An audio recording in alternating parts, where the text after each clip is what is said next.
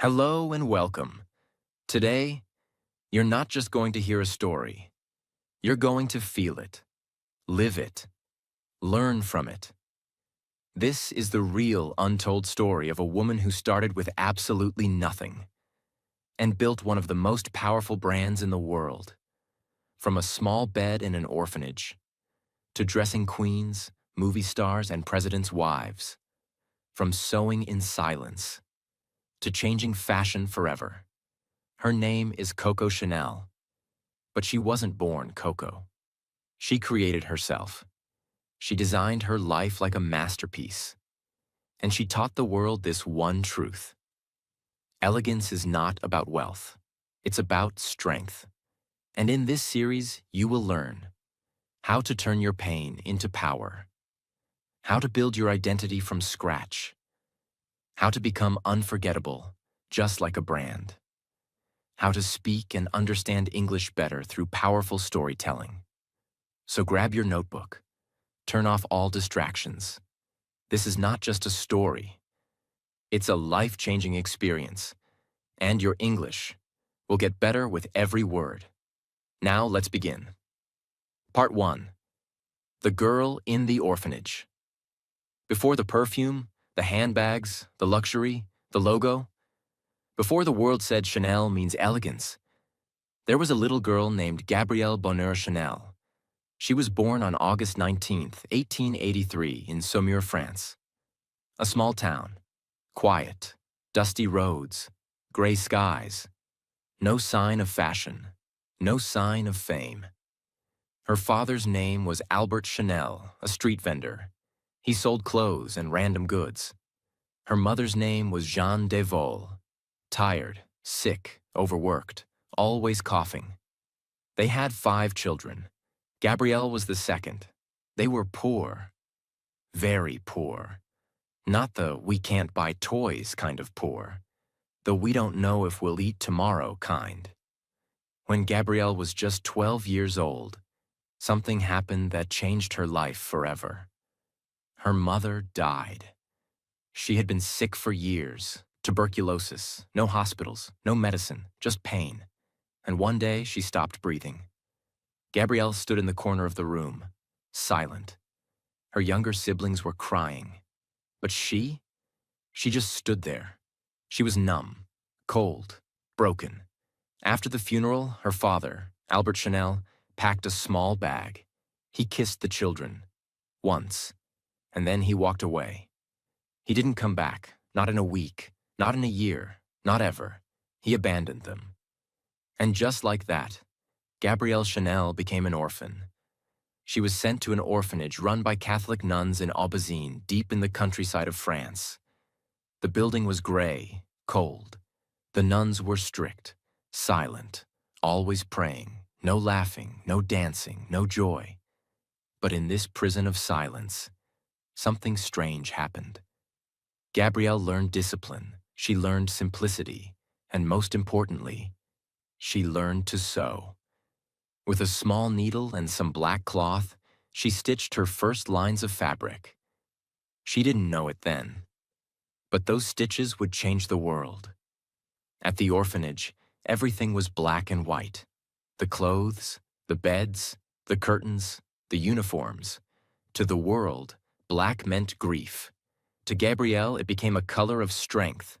She once said, "I imposed black. It's still going strong today because black wipes out everything else around." The beginning of Coco. At 18, she left the orphanage and moved to a small town called Moulins. There, she started working as a seamstress by day. And at night, she sang in cabarets, local bars where men drank and women entertained. She wasn't a great singer, but she had energy, confidence, mystery. She sang a song called Qui a vu Coco? Who has seen Coco? People began calling her Coco. Some say it was short for coquette, a flirt. Others say it was the song. She never corrected them, because she liked it. She was no longer Gabrielle, the orphan. She was Coco, the woman she invented.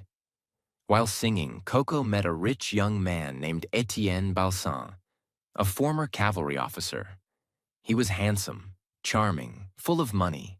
He took Coco into his luxurious world: horses, rich women in heavy dresses, champagne and silk, gold mirrors and fur. She saw it all. But she didn't admire the women. She thought their clothes were too heavy, too decorated, too fake.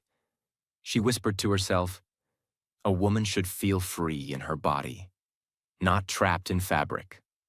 Balsan let her live in his castle-like home.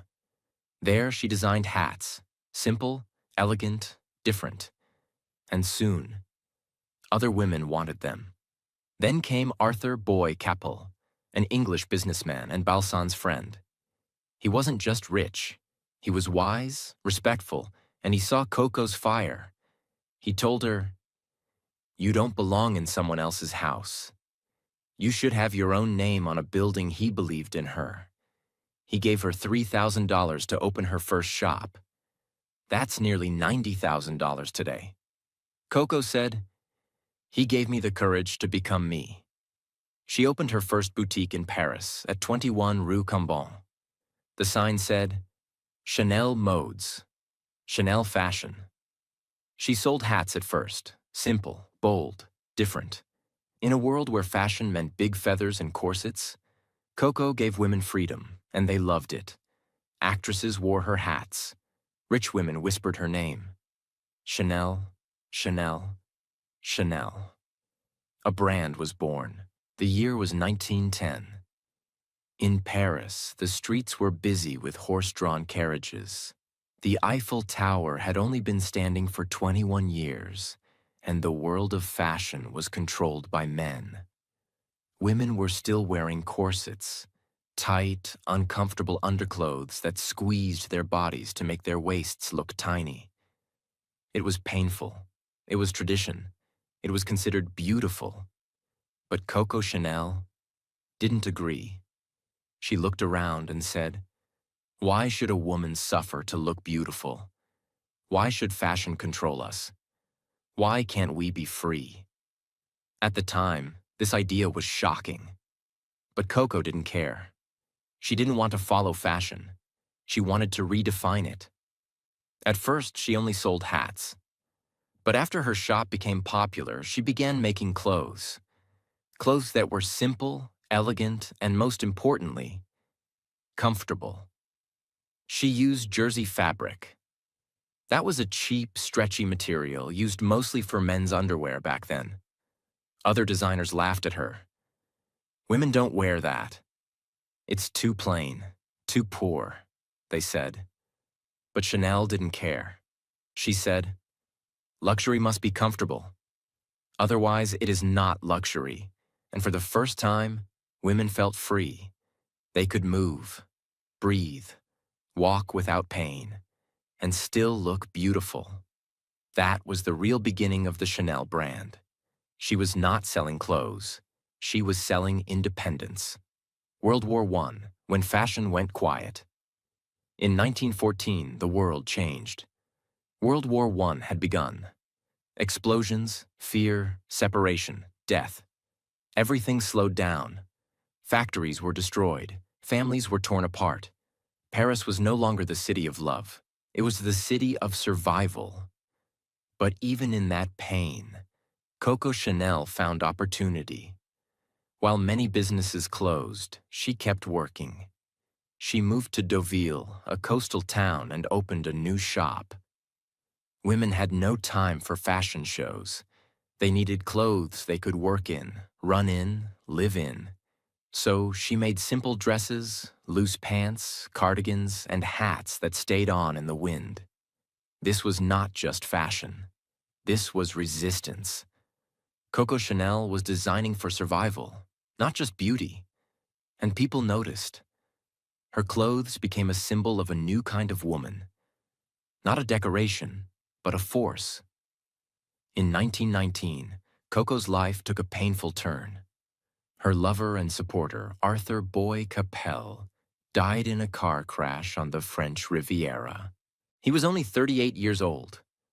Coco rushed to the site. She stood by the wreckage. The man who gave her money, support, belief, and love was gone.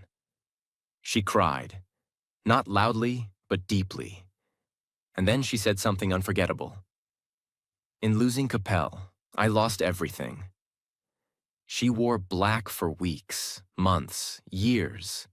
But she didn't stop, because pain didn't destroy her. It became part of her identity. In 1926, Coco Chanel did something that shocked the fashion world again. She released a short, simple black dress. No decoration, no feathers, no bright colors, just black. Elegant, clean, confident. It was the exact opposite of everything popular at the time. Before that, black was only worn at funerals. It was the color of grief, the color of death. But Coco transformed it. She said, I want to give women the power to feel strong. Black is the color of power. That dress became known as the little black dress. And it changed fashion history. Even Vogue magazine wrote, the Chanel little black dress is the fashion equivalent of the Ford Model T. It was simple, universal, and perfect for every woman. In the early 1920s, Coco Chanel had another idea. She wanted to create a perfume, but not just a scent. She wanted to create an emotion. Until then, most perfumes were based on a single flower: rose, lavender, jasmine. But Coco didn't want a flower. She wanted a mystery. So she worked with a Russian-born French perfumer named Ernest Beau. He created 10 samples. She chose number 5. She liked the number. It was simple, clean, and felt lucky. She called it Chanel number 5. It was the first perfume to use synthetic aldehydes, which made the scent last longer and feel more modern. She released it in a simple square glass bottle. No gold, no curves, no decoration. And she said, a woman should smell like a woman, not like a flower. It became an instant classic, and it remains one of the best-selling perfumes in the world even today, over 100 years later. At its peak, Chanel number 5 was selling 1 bottle every 30 seconds around the world. To sell Chanel number 5, Coco partnered with 2 businessmen, Pierre Wertheimer and his brother Paul.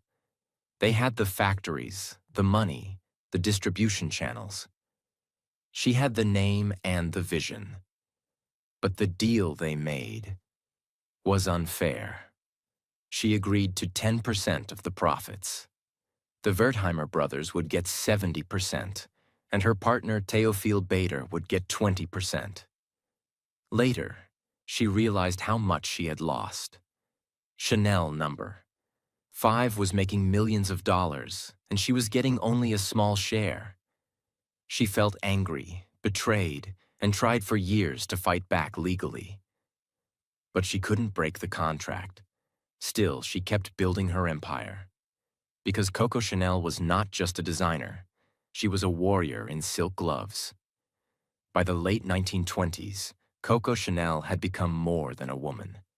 She was a symbol of simplicity over noise, strength over weakness, elegance over decoration, identity over imitation. She rejected trends. She believed in style, not fashion. She said, fashion fades. Only style remains the same. She believed women should walk with confidence, speak with calm power, wear what makes them feel free, not what makes them feel controlled. Her ideas were not just about fabric. They were about freedom. Part 2. The Fall of a Legend. At the end of the 1920s, Coco Chanel was not just a fashion designer anymore. She was an empire. Her perfume Chanel number 5 was selling across the world. Her clothes were worn by royalty, actresses, and the richest women in Europe. Her name had become more powerful than any label. She was making more money than almost any woman of her time. Her shops were full. Her ideas were copied. The world had finally caught up to Coco. But then came something she could not control. A second war. A war that would not just destroy countries. It would almost destroy everything she had built. By the year 1931, Coco was at the top of her fame. She traveled to Hollywood. There she met Samuel Goldwyn, one of the biggest film producers in America. He offered her $1 million to design costumes for MGM actresses. That's equal to more than $18 million today. It was a powerful deal. But Coco didn't like the film world. She said Hollywood women wore too much makeup, too many jewels. They didn't understand her style. They wanted fantasy. Coco wanted freedom. She returned to France, to her world, her rules, her people. But soon, none of that would matter, because the world was about to change again. World War II begins. In 1939, World War II broke out. Germany invaded Poland. Europe fell into fear. France began to break. Coco was 56 years old. Her fashion house was strong. Her perfume was still selling. But she made a decision that shocked many. She closed her shop at 31 Rue Cambon, Paris. She said, "This is no time for fashion." She believed women had more important things to think about. And maybe, deep down, she was tired. Tired of fame, of competition, of the constant fight. She disappeared from the fashion world. But not from history. Because during the war, Coco Chanel entered the darkest chapter of her life. A chapter filled with secrets, rumors, accusations, and pain. During the war, Coco began a romantic relationship with a man named Hans Gunther von Dinklage. He was a German aristocrat, a former soldier, and a diplomat. But many people believed he was more than that. They believed he was a Nazi intelligence officer. This connection brought Coco Chanel under suspicion. Some said she became his lover for safety. Others said it was for power. Some said it was love. No one knows the full truth. But this relationship would cause her reputation to collapse after the war. Let's go back to the perfume Chanel number 5. It was still owned and distributed by the Wertheimer family. They were Jewish businessmen from France. During the war, the Nazis forced Jewish families to give up their businesses.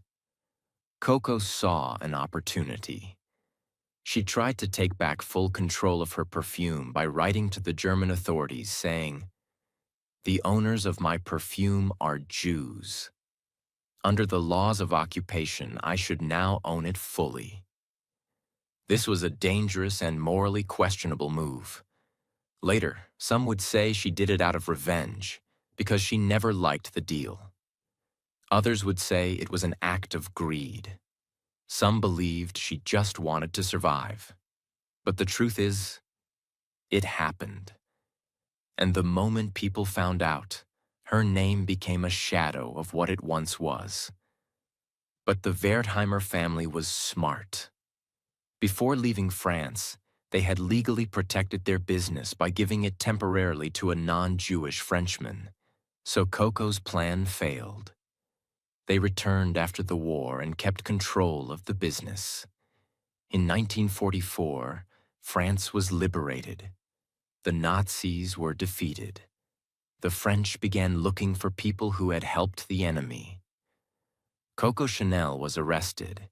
She was taken in for questioning about her relationship with Hans von Dinklage and her wartime activities. But she was released after a few hours. Why? Many believe she had help from her powerful British friends, including Winston Churchill, the Prime Minister of the United Kingdom. Churchill had met Coco years earlier through mutual friends. Some say he used his influence to protect her. Whatever the reason, Coco was freed. But she was no longer welcome in France. People whispered. They called her a traitor. Some refused to speak her name. So Coco did something she had never done before. She ran away. After the war, Coco left Paris and moved to Switzerland. She lived in a hotel. Quiet, private. Her days were spent walking by lakes, smoking in silence, reading newspapers, watching fashion from a distance. The world moved on. New designers had arrived. Dior, Balenciaga, Givenchy. They created designs full of glamour, wide skirts, tiny waists, long gloves. Women loved them. But Coco? She hated what she saw. She said, Dior doesn't dress women. He upholsters them. She believed fashion had returned to slavery. Corsets, weight, discomfort. But still, she said nothing. For 15 years, Coco Chanel remained silent. She was 71 years old. Too old for fashion, people thought. Too broken by war. Too hated by the past. Too forgotten by the present. But Coco was not done. She was never done. Because legends do not end quietly. They return when no one expects them to. In the late 1950s, Coco Chanel made a decision that would shock the entire world. She would return. After 15 years of silence, after being canceled, hated, exiled, after being told she was too old, too late, too forgotten, she would reopen her fashion house in Paris. People laughed. Designers rolled their eyes. Fashion magazines ignored her. But Coco was not coming back for applause. She was coming back for revenge. She said, I don't care what you think of me. I never cared. In 1954, Coco Chanel walked into her old building, 31 Rue Cambon, and began again. She created a new collection. Simple suits, soft jackets, comfortable skirts, gold buttons, pearls, style, freedom, movement, just like before. She didn't try to follow the new world. She simply became herself again. And slowly, the world remembered who she was. The year was 1954. She returned to 31 Rue Cambon, the same Paris building where it all began. She walked up the grand staircase with mirrors on all sides. In those mirrors, she didn't see an old woman. She saw fire, confidence, purpose. She reopened her fashion house. She brought back her tailors, her sketchbooks, her fabrics. And she began to work day and night, just like before. But now it was different. This time, she wasn't trying to build a name. She was trying to protect a legacy. In February 1954, Coco Chanel released her comeback collection. It included her signature style: soft collarless jackets, slim skirts that let women walk freely, tweed fabric trimmed in clean lines, long necklaces of pearls, two-tone shoes, and a calm, elegant color palette: beige, navy, white, black. She stood behind the curtain as models walked out wearing her designs. She didn't smile. She didn't tremble. She just waited. But when the show ended, there was no applause. The French press criticized her harshly. One called her a ghost from the past. Another wrote, Madame Chanel is no longer relevant. Her heart broke. She didn't say a word, but she didn't stop. Because something happened she didn't expect. While the French fashion critics rejected her, the American fashion world fell in love. Magazines like Life, Harper's Bazaar, and Vogue US praised her new collection. They called it modern, fresh, liberating, and perfect for the new working woman. Buyers from New York, Los Angeles, Chicago, and London placed massive orders. American actresses began wearing Chanel suits in films and public events. The same clothes that Paris had called boring were now called timeless. And Coco Chanel realized something important. The world still needed her. just not in the way it used to. She said, "I don't care what they think in Paris. I care what women feel when they wear my clothes." In the next few years, Coco focused on perfecting one thing: the Chanel suit. It was a jacket and skirt set made from soft tweed or wool. But it wasn't just about fabric. It was about freedom. Here's what made it different. The jacket had no collar, allowing neck movement. It had gold buttons inspired by uniforms. The skirt was straight, not tight, so women could walk normally. The jacket had silk lining, often matched with the blouse inside. There were real pockets, not just for decoration. It was designed to be worn without a corset. It was beautiful, but also practical. It was powerful, but not aggressive. It allowed women to move, breathe, work, and lead. This was not just a fashion item. It was a symbol of the new woman. Working women, independent women, business women, women who didn't want to wait for approval. Famous American First Lady Jacqueline Kennedy wore Chanel suits frequently, and the brand exploded in global fame. Coco also designed the now famous two-tone shoe. It was beige in the body with a black toe. But it wasn't just for style. She had a deeper reason. The beige color made the legs look longer. The black toe made the feet look smaller. It was an illusion. But Coco understood something most designers didn't. Fashion is psychology. She didn't care about trends. She cared about how clothes made women feel: strong, confident, proud, free. Even in her 70s, Coco Chanel worked like a young soldier. She lived at the Hotel Ritz in Paris, the most luxurious hotel in the city. She woke up at 7 a.m., drank strong black coffee, ate very little, wore her signature suits, and walked to her atelier, her workshop. There she worked until midnight, every day. She was tough with her staff, demanding, perfectionist. She would tear apart a jacket if it didn't fall the way she wanted. She would restitch a button if the sound it made when it touched the table felt wrong. She didn't care how old she was. She didn't care about opinions. She had work to do. She said, "I am not young, but I'm not dead, and until I die, I will work." Coco never had children. She never married.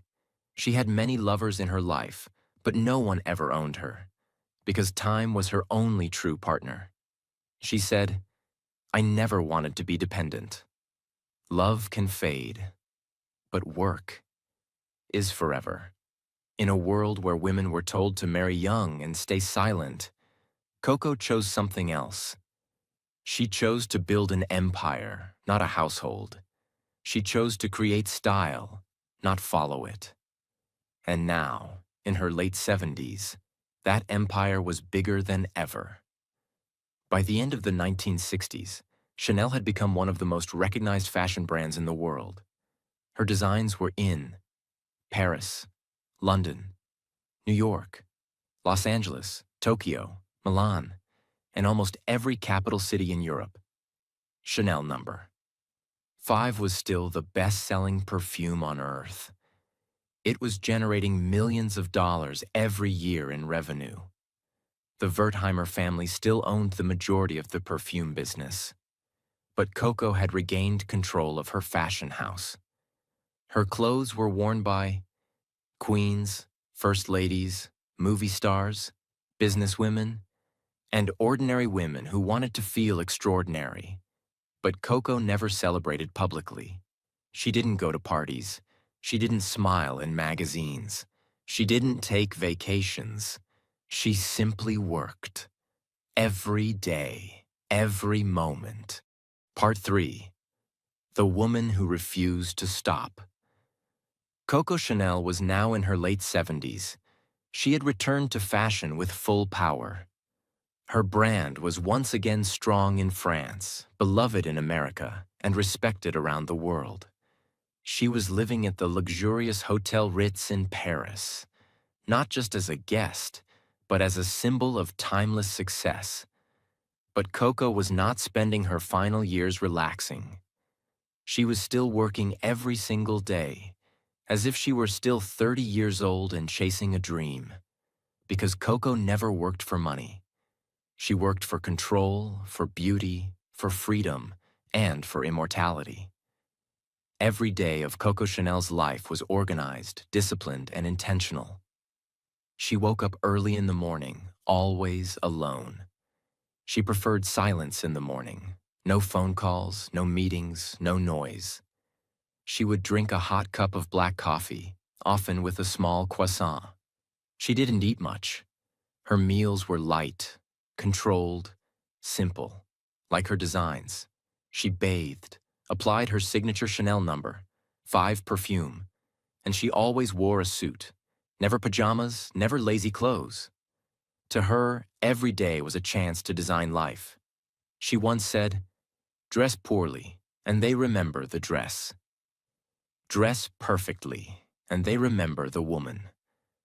After preparing herself, she would leave the Ritz and walk a short distance to her atelier, her private workspace above the Chanel boutique at 31 Rue Cambon.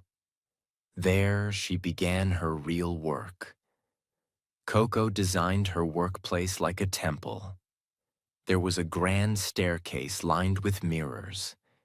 She had placed them in a way that she could sit upstairs and secretly observe the models and clients walking in the store downstairs, without being seen herself. She did this so she could understand how people moved, reacted, and felt. Fashion for Coco was never about clothes. It was about energy, confidence, and movement. She watched in silence, and when something didn't feel right, she changed it. She changed the buttons. She changed the shape of the collar. She adjusted the way the skirt moved when a woman walked fast. She demanded that every outfit must serve the woman, not the other way around. She was nearly 80 years old, but she worked harder than anyone around her. Coco Chanel was known to be tough, demanding, and often ruthless in her pursuit of perfection. She could fire someone over a single mistake. She could cancel an entire collection the day before a show if it didn't meet her vision. Her tailors, dressmakers, and assistants respected her deeply, but they also feared her presence. She didn't smile often. She didn't allow laziness. She didn't tolerate excuses, but she was never unfair. She knew every worker by name. She personally checked every piece of fabric. She believed that every thread carried emotion, and if that emotion wasn't right, the dress would fail. And most importantly, she still worked with her own hands. She didn't just sit on a throne and give orders. She stood next to her staff and sewed when needed. She was the queen who still used the needle. By this time, the name Chanel had become more than a brand. It had become a global identity. And the women who wore Chanel were not just rich. They were powerful. They were modern. They were working women, leaders, thinkers, creators. Her most famous clients included Jacqueline Kennedy, First Lady of the United States, Princess Grace of Monaco, Elizabeth Taylor, Brigitte Bardot, Romy Schneider. But Chanel never treated celebrities like gods. She always said, "My clothes are for women with character," not women who want to decorate themselves. She believed that a woman should be the main story, not her dress. Even in her older age, Coco Chanel had a sharp business mind. She understood that a brand is not about product, it's about feeling. She controlled every detail of her label, from the packaging, store layout, advertising, models, logos, colors, even the lighting in the shops. She made sure every Chanel store looked and smelled the same. She wanted it to feel like walking into a dream. One of her smartest business moves was continuing to let the Wertheimer family manage Chanel number 5 while she controlled the fashion side. She had tried to take back full ownership earlier in her life and failed, but now she had a peaceful agreement. The Wertheimers handled the distribution, marketing, and production. She handled the design, direction, and identity. It was a silent partnership, but one that made both sides millions of dollars. Chanel number 5 continued to sell across the world, generating tens of millions of dollars every year. And that perfume alone became one of the most successful consumer products in history. In her final years, journalists tried to ask Coco about love, marriage, and regret, but she never gave them what they wanted. She had loved many men in her life. Some rich, some poor, some French, some British, some married, some not. But none of them stayed, and Coco never chased anyone. She said, "As long as you know men are like children, you know everything." About marriage, she said, "I never wanted to be a wife. I wanted to be the boss." About beauty, she said, "Nature gives you the face you have at 20. Life shapes the face you have at 30. But at 50, you get the face you deserve." These were not just quotes. These were her laws. She believed that beauty was not makeup. It was discipline, style, simplicity, and confidence. She once told a model, "If your shoes are comfortable, your smile will be real." And that's fashion. Even in her final months, Coco Chanel never stopped working. She was in her late 80s, but still creating sketches, adjusting patterns, and preparing collections. She would walk into her atelier with her cane in one hand and a cigarette in the other. She would tell her workers, "Keep working. We're not dead yet." She hated laziness more than illness. She hated dishonesty more than pain. And she hated giving up more than death. Every day she wore her signature pearls, sprayed Chanel number 5 on her wrists, and walked like she owned the city. And in many ways, she did. Because Paris had never seen another woman like her. Part 4. The final stitch. Coco Chanel was now in her late 80s. She had spent almost 7 decades building her life from nothing. From sewing in a silent orphanage to dressing queens, stars, and presidents' wives. She was not just a woman anymore. She was a symbol.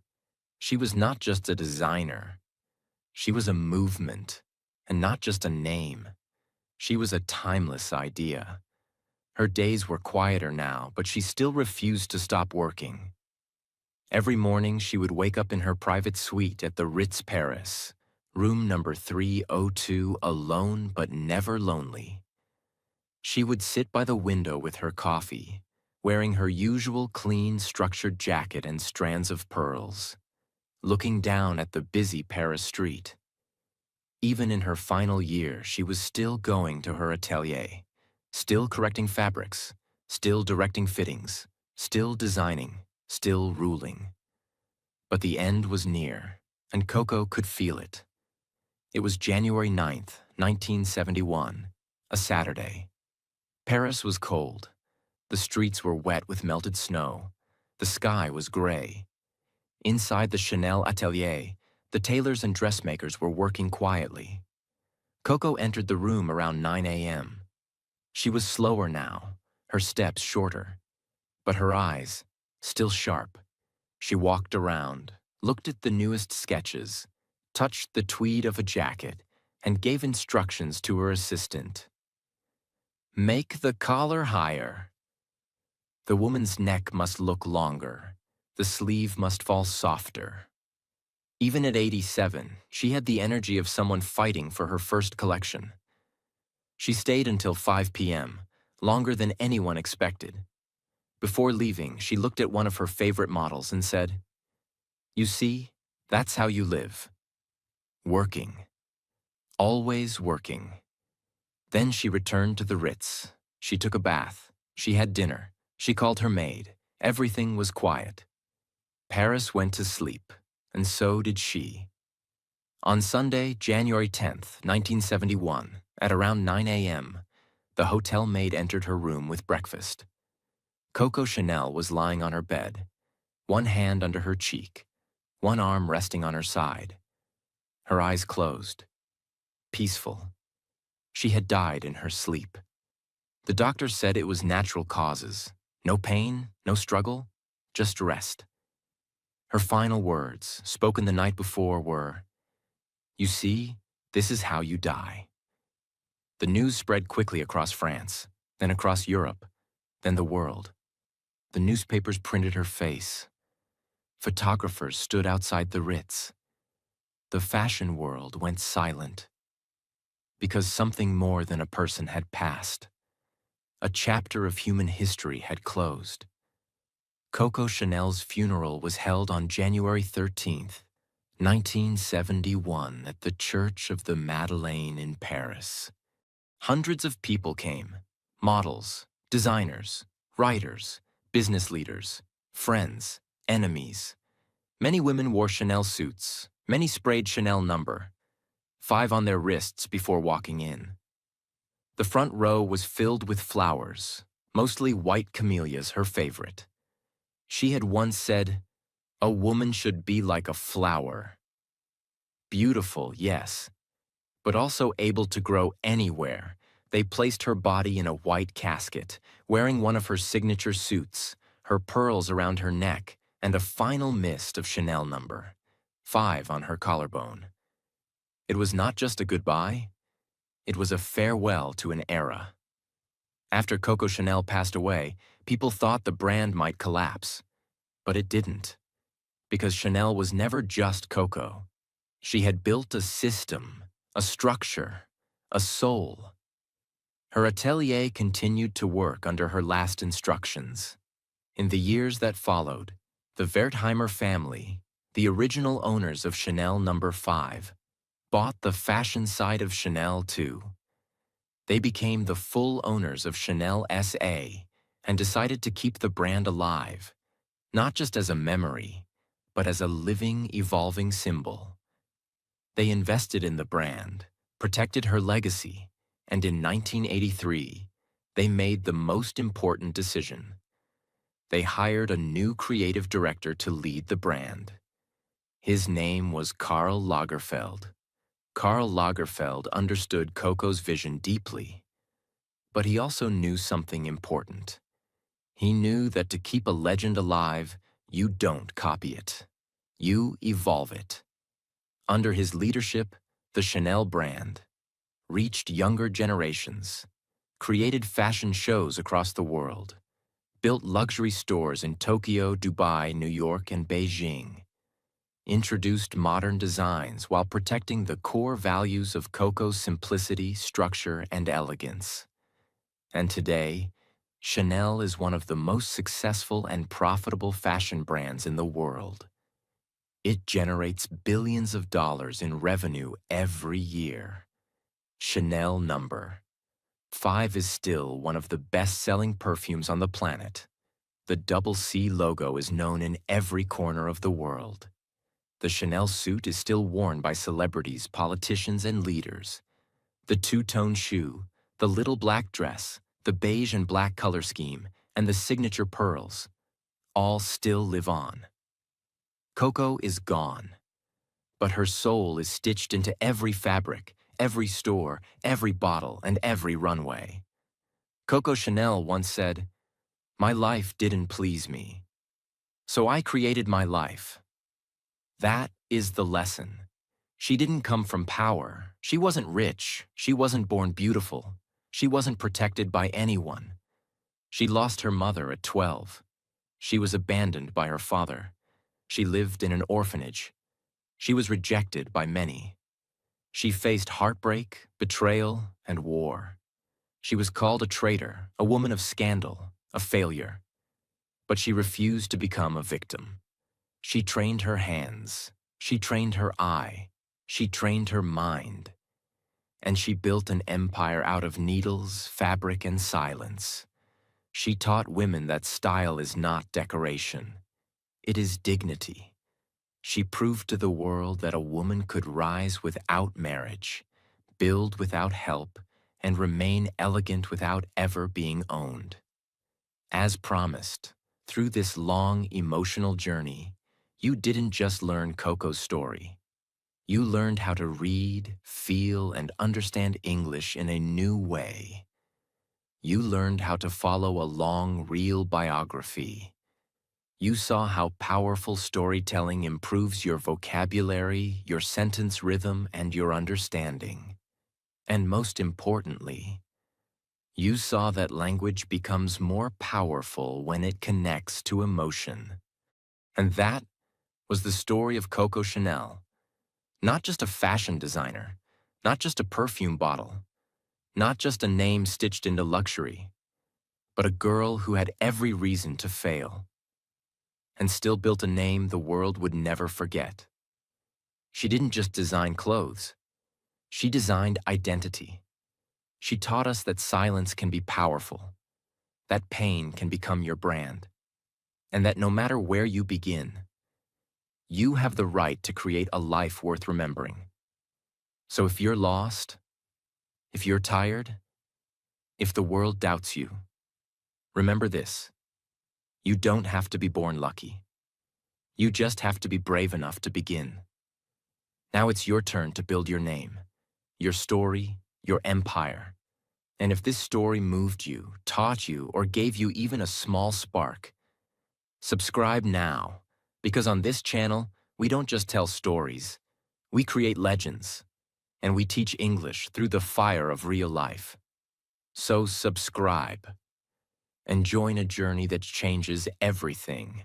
Your life is waiting, and it begins with the next story.